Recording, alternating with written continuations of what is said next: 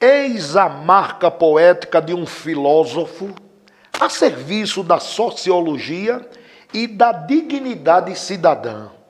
Salve Duran, um poeta que traz na alma e sente na pele os penares de um povo que ele tomou como irmão, com seu cuidar de um pai. Viva! O dom da poesia de José Duran nasce da simplicidade das significações das palavras tão conhecidas de nós, mas pobre de um único sentido.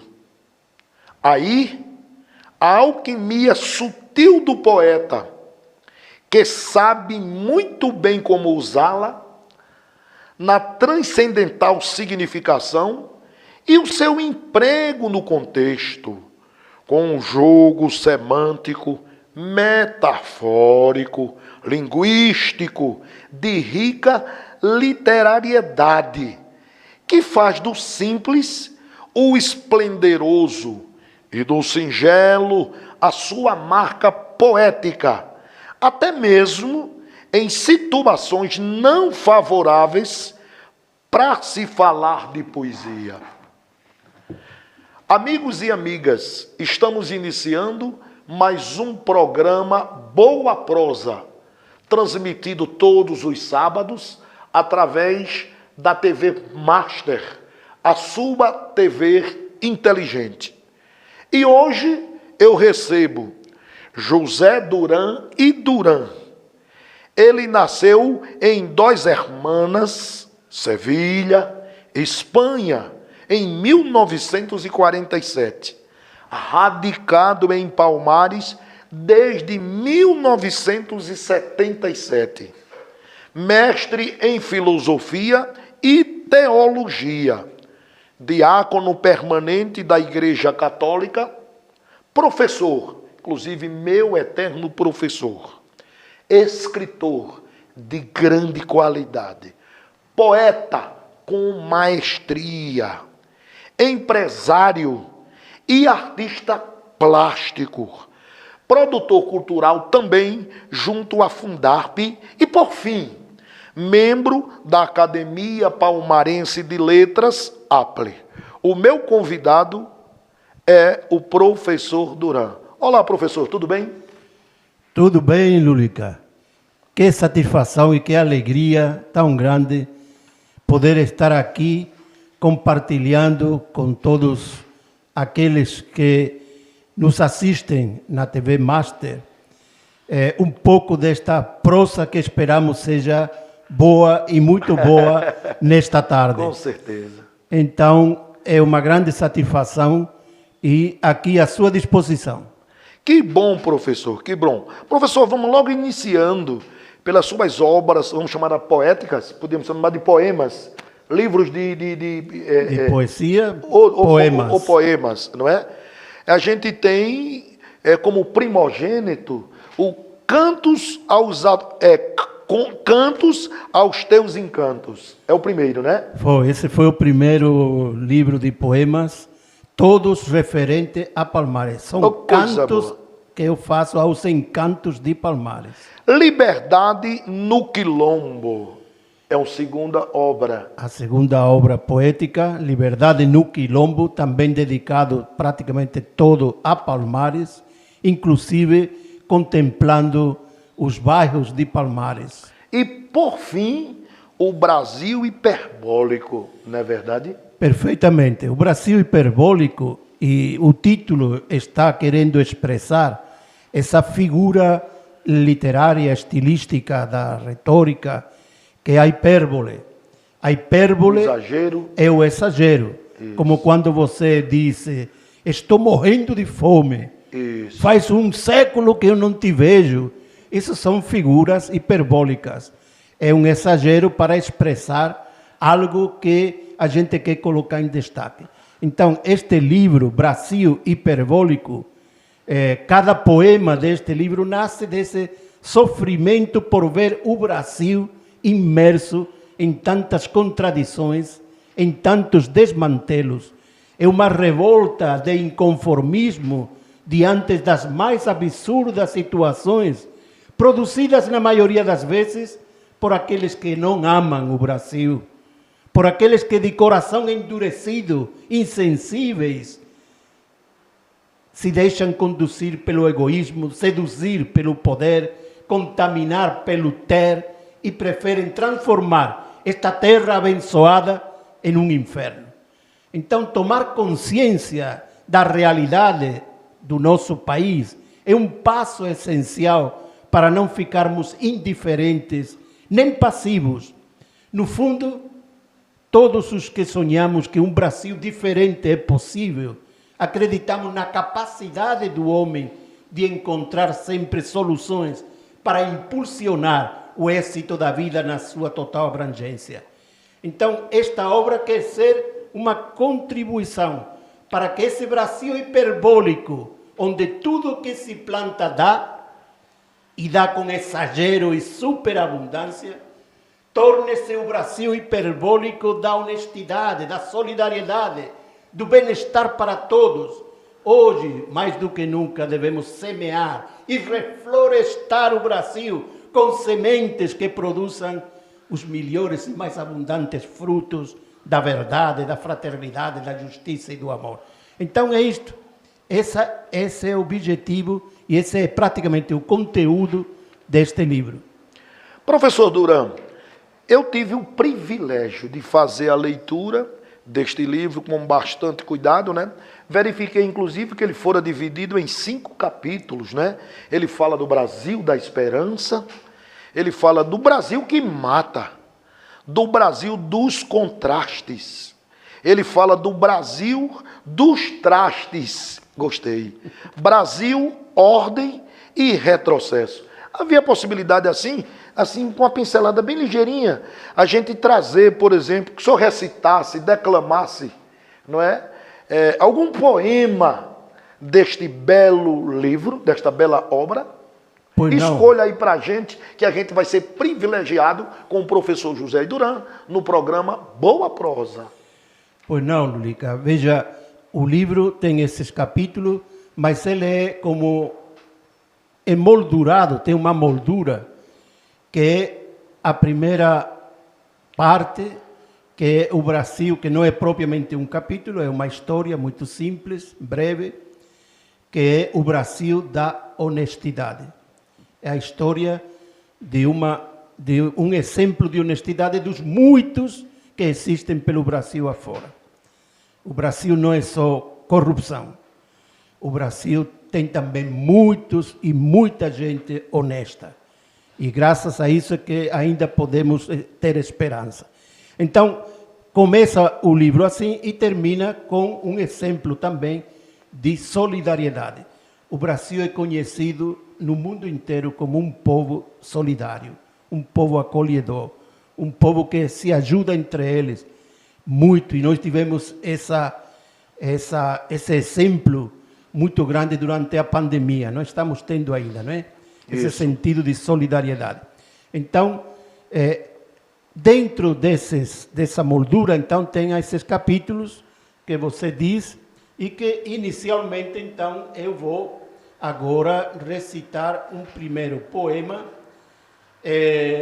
da primeira parte, intitulado Sonho.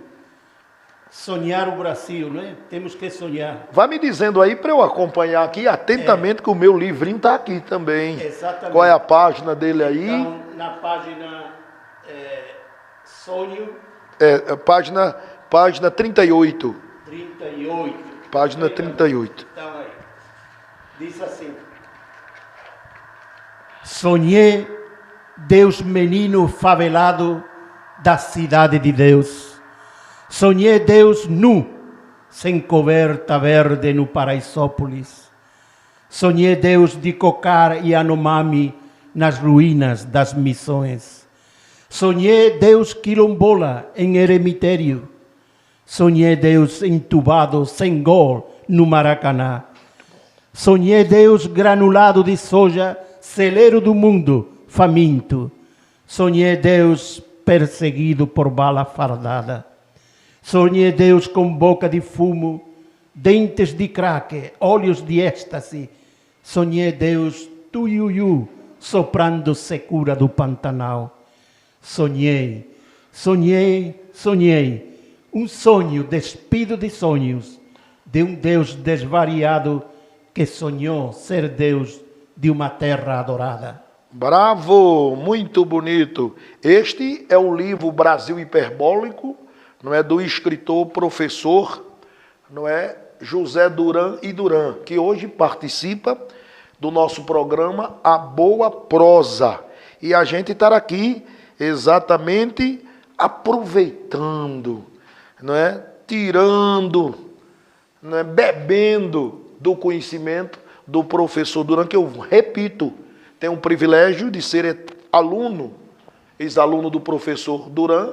A minha formação é diocesana e eu queria que, fora deste contexto, não é, que professor Duran falasse rapidamente da sua vinda, o que foi que lhe motivou, que ele trouxe, que ele convidou da Espanha, a nossa querida Palmares, que o senhor hoje tem cara, com todo respeito, de Riúna, Pirangi, Riacho dos Cachorros, da Praça Mauriti, da Praça Ismael Gouveia. O senhor parece com todos nós e nós somos verdadeiramente uma comunidade de irmãos. Mas conta essa história, que é uma curiosidade, né?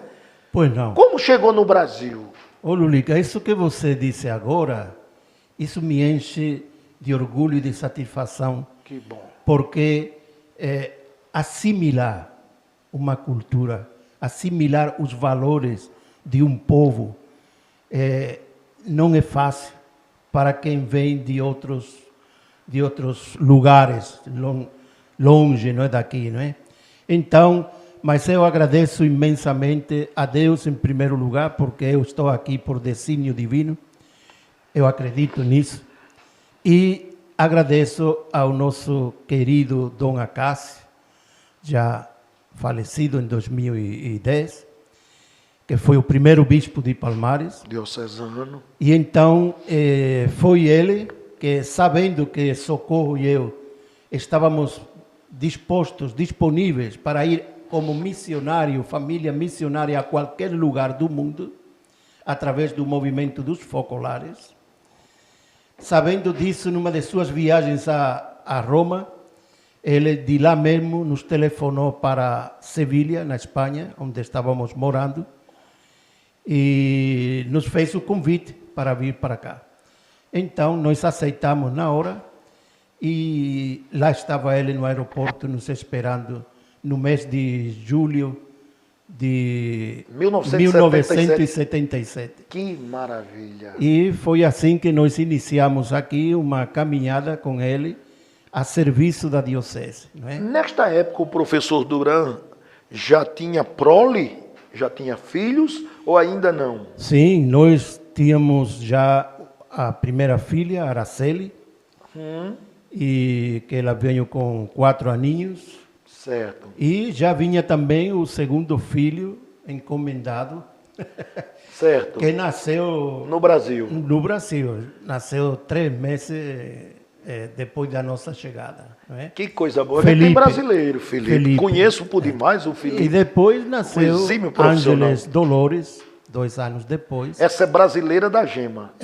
Porém, todos os 3 têm direito à dupla nacionalidade. Sim, sim, compreendo. Mas foi assim que nós chegamos aqui no Brasil, não é? Para servir a Diocese de Palmares, e durante todos estes anos nós continuamos servindo de uma forma ou de outra, não só a Palmares, mas também a igreja no Brasil e na América Latina. Tá vendo você? Quem não sabia, ficou sabendo. Eu fui aluno do professor Duran durante muitos e muitos anos. E eu tinha essa curiosidade. E hoje nós estamos levando para os nossos internautas, né, através do programa Boa Prosa, essa curiosidade. Professor Duran, mas vamos ver outra coisa aqui mais. No final deste livro, eu vi uma pérola. Eu estava exatamente fazendo a leitura e no final, eu até destaquei no meu livro aqui, bem grande, Palmares, Pernambuco. Quando o senhor diz uma coisa bonita aqui, não é? Eu vou fazer essa leitura, eu estou aqui nas páginas 105, né? Que o professor Duran diz assim: acredito que o mundo será melhor quando vivermos a solidariedade mundial, deixando de lado nacionalismos inúteis, interesses nacionais mesquinhos e políticas ineficazes. As relações humanas solidárias poderão fazer cair todas as fronteiras, barreiras e interesses que hoje transformam o mundo num imenso campo de concentração vigiado por alguns poucos ditadores da economia mundial. José Duran. Que beleza! O professor estava com raiva, foi na hora que estava escrevendo isso? Estava revoltado ou estava refletindo? Como foi isso aí? Que beleza! Isso aí é o resultado de toda uma experiência de vida que a gente vai acumulando, né, ao longo dos anos, e como resultado justamente do sofrimento próprio e do sofrimento alheio. Porque realmente cada um de nós, de uma forma ou de outra, a grande maioria da população, não é, sofre na unha do sistema em que estamos inseridos. Perverso. Não é? Então, no final, eu coloquei justamente este destaque do Brasil da solidariedade, deste personagem, o professor Sisvaldo Santos. Eita, que eu estava muito curioso para ouvir isso. Pois é. Fica à vontade depois, eu vou falar do Sisval, né? Isso, o Sisvaldo Santos Nascimento, ele nasceu em Palmares. Que coisa boa. Ele é professor, filho de Cícero e Valdenora Gonçalves dos Santos, hoje com 32, 33 anos. E este rapaz mudou-se para Juazeiro do Norte na adolescência, quando o pai, também professor, foi transferido para a cidade de Serra Talhada, Pernambuco. Quando ainda morava aqui em Palmares, Sisval recorda que aos 8 anos de idade desejava muito fazer um curso de computação. Pedi muito para meu pai, mas o valor do curso era a feira, lembra? Comida, só dava para comida. Sem dinheiro, sua família o colocou para estudar datilografia.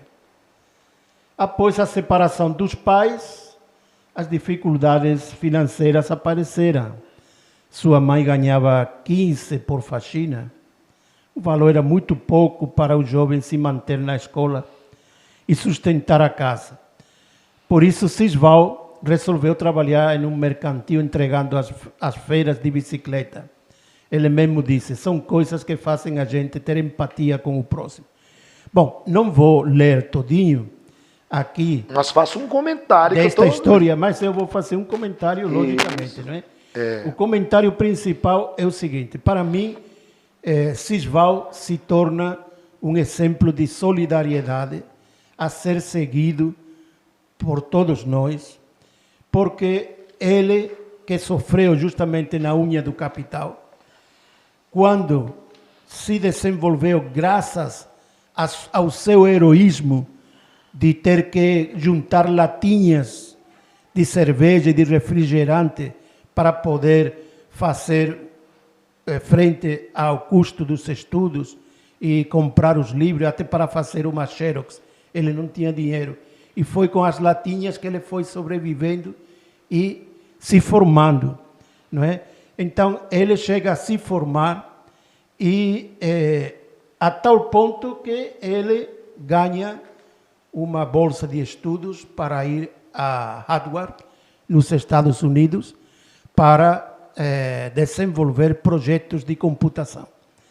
Então, veja, este menino pobre, que com 8 anos sonhava com fazer um curso de computação e não tinha condições, ele chega a se formar na tecnologia computacional e vai até os Estados Unidos, onde desenvolve uns projetos que um deles um deles, o último foi durante esta pandemia, ele consegue criar um pequeno computador do tamanho de uma caixa de fósforo, que pode ser aplicado a uma pantalha de um computador maior, de uma TV, etc, etc.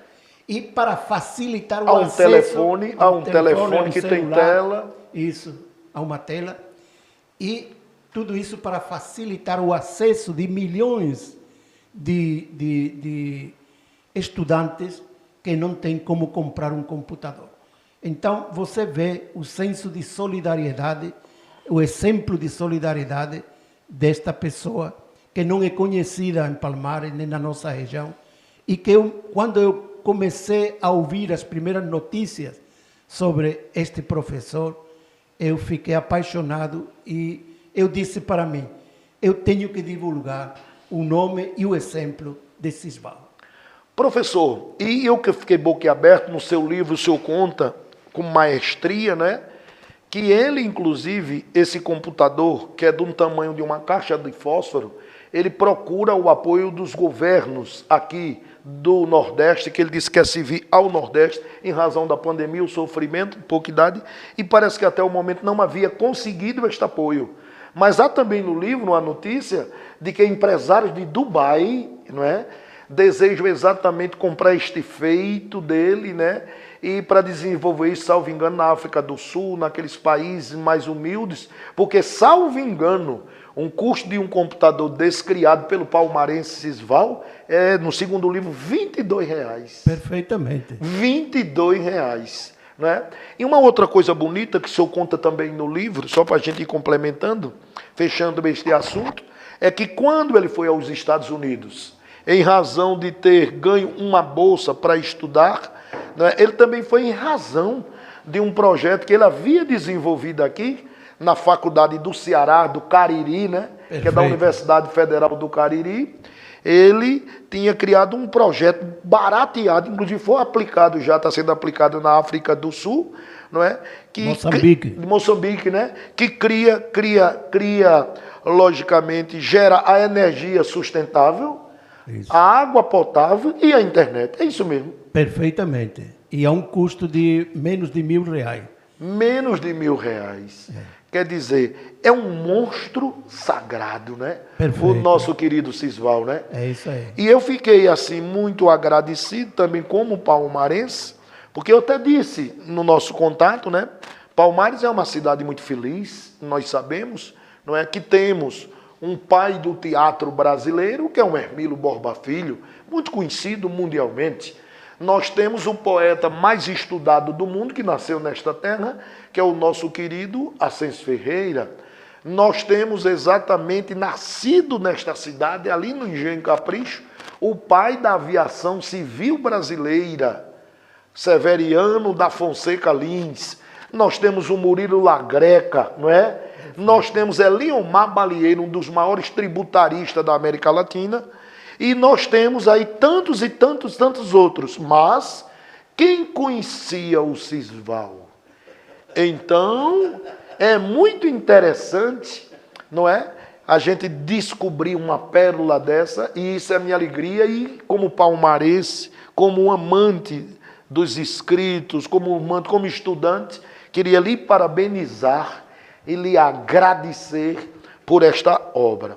Mas, professor Durão, eu eu quero, viu? Muito queria bem. Nada, eu quero que o senhor aí declame, pelo menos, escolha aí mais 2 poemas desses belíssimos, para aquele povo que é o internauta, acompanhando José Duran e Duran, não é? Professor mestre em filosofia e também em teologia, participando do Boa Prova de hoje.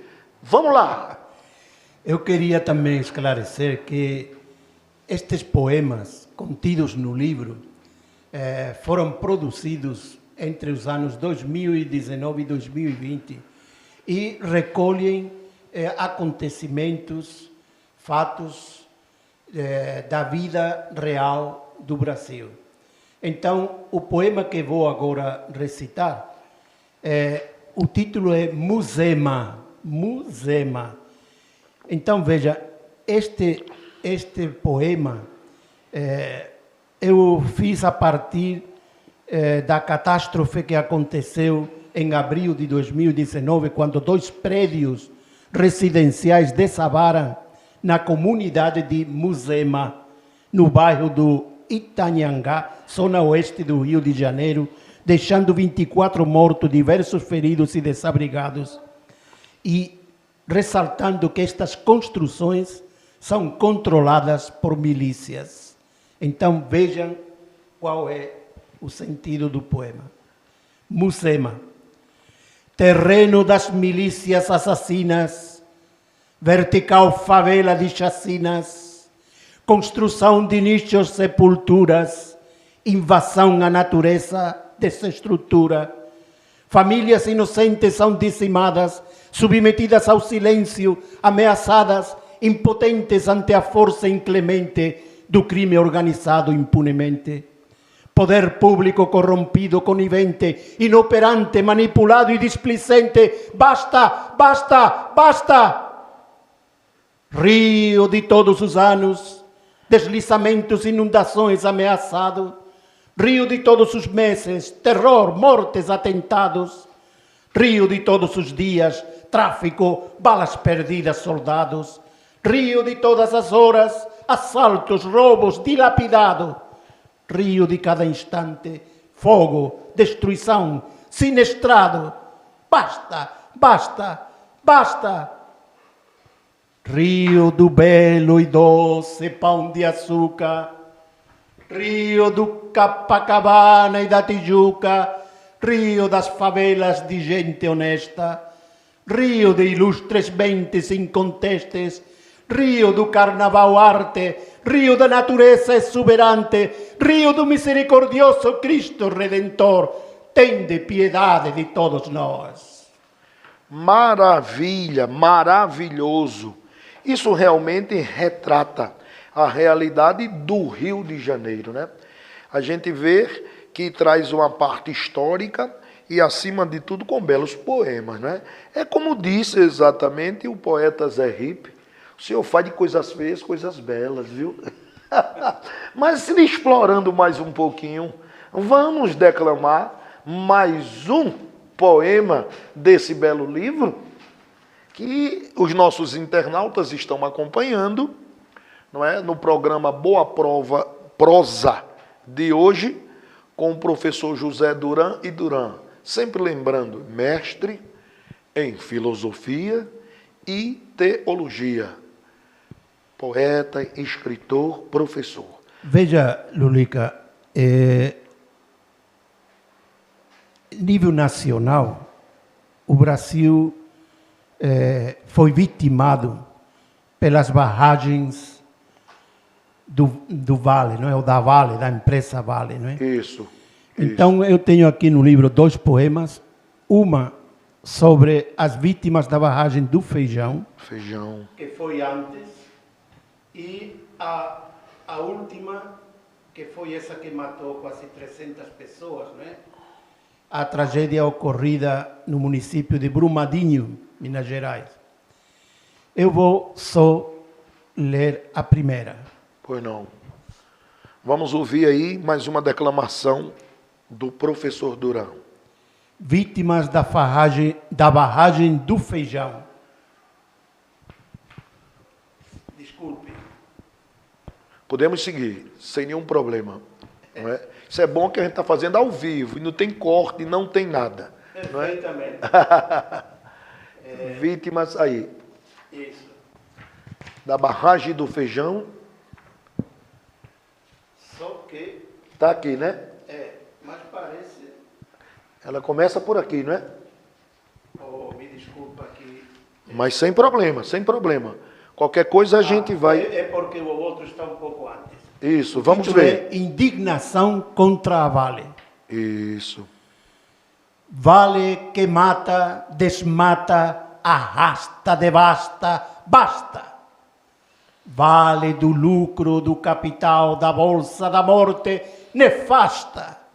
Vale de lágrimas, de dor, de desespero, de terror, satânica. Vale do dejeto, despedaçado, triturado, sem jeito, necrófaga. Maravilha. Professor Duran, nós já estamos chegando ao final do nosso programa, mas eu queria fazer 4 perguntas ao senhor. Ping-pong, né? Aquele que se pergunta rápido, se responde rápido, mas sem pressa. Porque o nosso internauta, né? Isso aí vem da nossa produção, que antes, quando a gente fala do nome do nosso entrevistado, começa pegando logo a ficha técnica do entrevistado. Aí também as pessoas perguntam para o professor o que nós vamos fazer agora.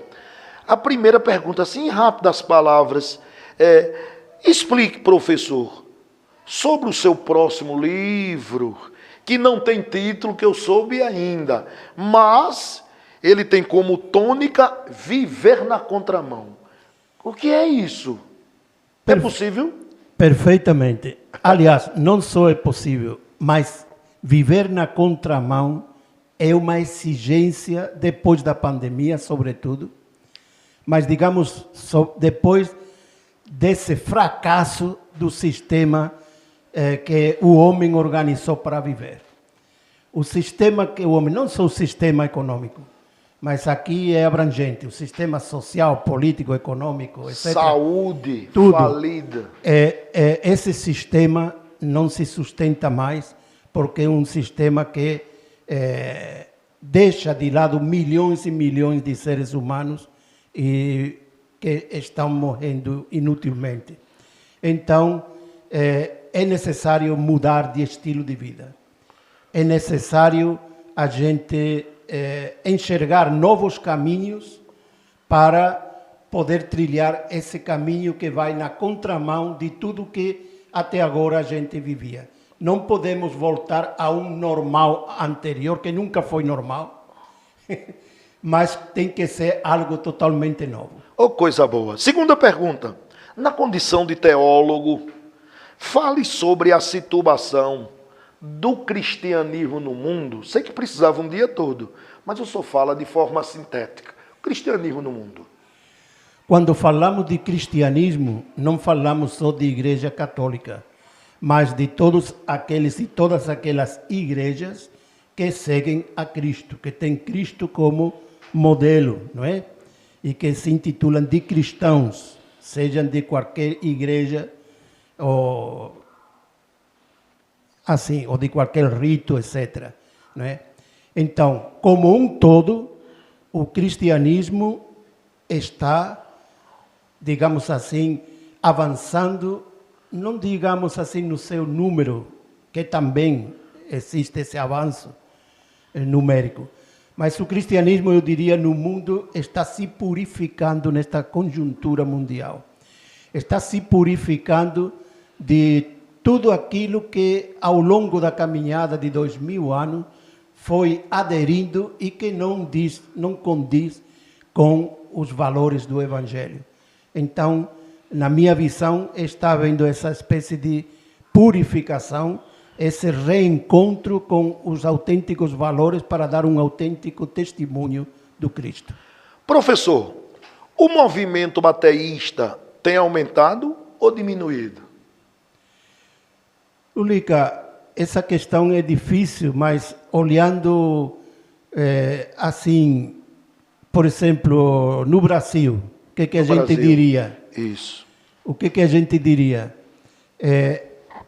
Primeiro temos que ter muito claro que não existe um ateísmo único. São vários tipos de ateísmo. Bueno. Então, tem o ateísmo que, digamos assim, é uma revolta contra um Deus que não satisfaz. E muitas vezes esse ateísmo crítico, esse ateísmo de revolta contra o próprio Deus é um ateísmo que é muito positivo, no sentido de que ajuda a purificar a imagem de Deus que as próprias igrejas podem estar distorcendo nas suas teologias, nos seus pensamentos, etc. Nesse sentido, eu vejo o ateísmo como algo positivo. Porém, existe também o ateísmo que vai nos enfrentar, não é? Que, digamos, que vai entrar em um radicalismo, não é, de confronto. Esse ateísmo não é muito positivo e não tem muito avançado, não é? Na realidade, eu vejo assim, o ateísmo em si não é que está avançando. O que está avançando é uma volta a um encontro com Deus muito mais autêntico. Que beleza. Por fim, professor, eu queria que o senhor, em poucas palavras, é evidente, em razão do tempo, falasse o que vem a ser a nova ordem mundial. Lulica, esse é um tema que eu estou também me aprofundando ultimamente, não é? Mas nova ordem mundial, ao longo da história, já aconteceu, não é? Se a gente for pensar, por exemplo, quando os europeus vieram para cá, esse encontro com este continente desconhecido para eles, não é? Isso aí criou uma nova ordem mundial, não é? Por exemplo, não é? Isso. Uma nova ordem econômica, política, etc, etc. E como esse exemplo existem ao longo da história, tal. Então, nós estamos numa conjuntura em que está se cogitando, se pensando essa nova ordem, não é? Decorrente justamente dos avanços tecnológicos, científicos, não é? Tudo mais, e que poderá ser uma nova ordem a favor da humanidade, ou poderá ser uma nova ordem ditatorial de alguns grupos no poder, não é? Mas já há muita gente que de antemão condena qualquer nova ordem, dizendo que tudo vai ser ruim. Eu não caminho por essa perspectiva. Para mim, a nova ordem mundial vai ser algo que vai acontecer independentemente se um grupo ou outro se opunha, não é, ou não, porque, digamos assim, o processo que normalmente se tem da evolução, não é? E então a nova ordem vai sempre acontecer. O que é importante é justamente isso, é tomar consciência de quais são os mecanismos que estão sendo produzidos para tornar essa nova ordem mundial algo que não seja prejudicial, como é até agora o sistema que temos, não é? Então, é lógico que nós vamos ter cada vez mais que ter umas Nações Unidas de verdade, não umas nações desunidas, mas umas Nações Unidas, e os organismos internacionais cada vez mais consistentes, não é? Mais respeitados, não é?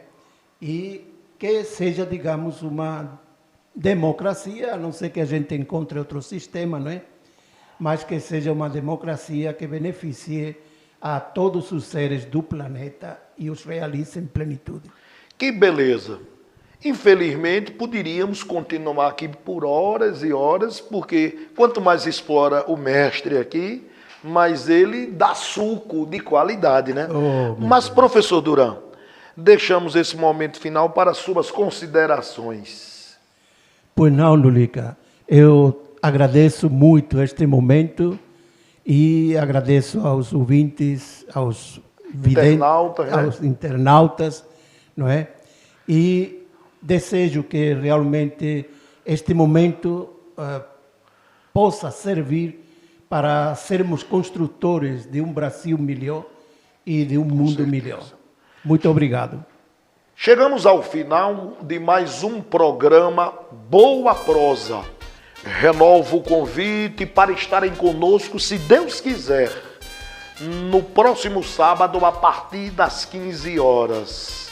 Lembrando sempre, o tamanho da sua vista depende do tamanho da montanha que você sobe. Não tenha medo de altura. Até o próximo.